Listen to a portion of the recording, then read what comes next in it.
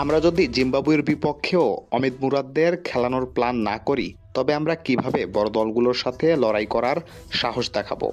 আমি জিম্বাবুয়ে দলকে ছোট করে দেখছি না, কিন্তু জিম্বাবুয়ের বিপক্ষেও যদি আমাদের রেগুলার দল দিয়ে খেলা লাগে, তাহলে বাংলাদেশ ক্রিকেট দলের এর চেয়ে লজ্জার আর কিছু থাকে না।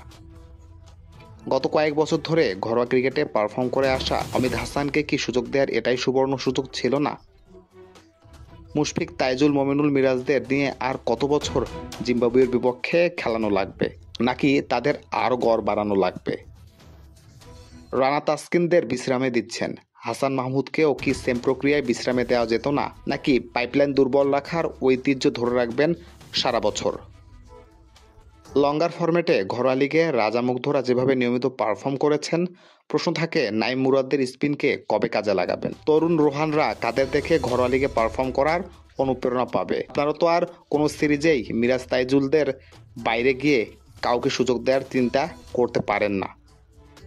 কবে বের হয়ে আসবেন এই পুরনো ধ্যান ধারণা থেকে? কবে সুযোগ পাবে তরুণরা?